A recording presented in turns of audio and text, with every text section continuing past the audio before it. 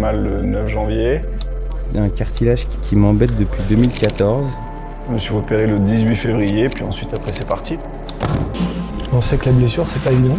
On a envie que ça avance, sauf que ça avance pas tous les jours comme on veut. On accompagne la personne comme on peut, avec toute l'empathie qu'on peut avoir. Je suis un compétiteur, j'ai toujours envie d'aller plus loin et plus haut.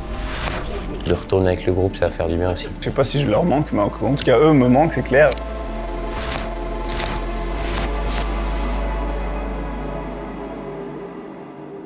Raison de plus de bien faire attention sur ta récep. Assouplis la récep, moins dur. Allez, assouplis. Assouplis par le pied.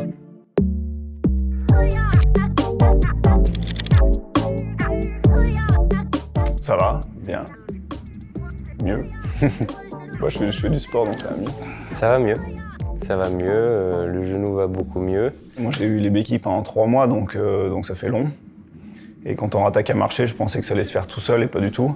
Au niveau osseux, tout ça, quand on remet du poids dessus, bah déjà, il y a des contraintes qu'on n'avait plus et il faut réhabituer le corps, donc ça change. Et puis au niveau musculaire aussi, en tout cas neuromusculaire, ça se fait pas tout seul, donc il faut réapprendre à marcher correctement, à faire fonctionner ses muscles comme il faut et tous ensemble en même temps.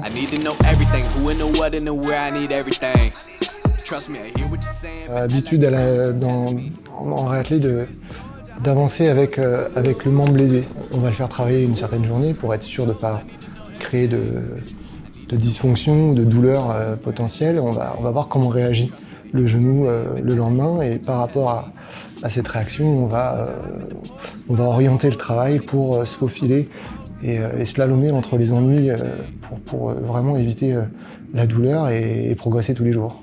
En réathlé, il faut quand même s'écouter, il faut écouter le corps, il faut écouter ce qu'il te dit, il faut écouter comment ça réagit.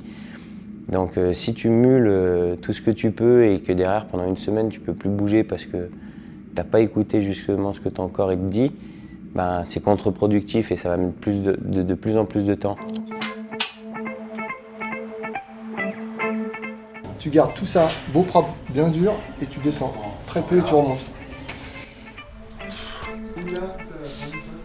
Quand on met un pilote de Formule 1 dans une Formule 1, lui, il sait exactement comment réagit la voiture. Si je prends le pilote pour le cerveau et la voiture pour le corps, vu qu'on a affaire à des bolides et à des bons pilotes, on a vraiment des bons retours.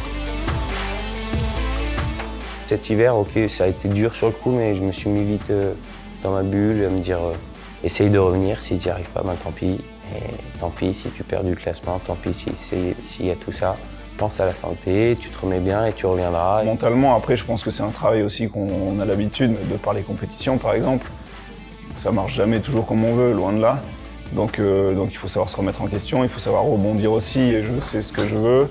Je m'en suis encore aperçu quand j'étais chez moi et que les autres couraient. Donc voilà, le fait de ne pas être sur les courses, je trouvais ça dur parce que j'avais trop envie parce que j'aime ça à fond, quoi. J'aime le ski, j'aime la compétition.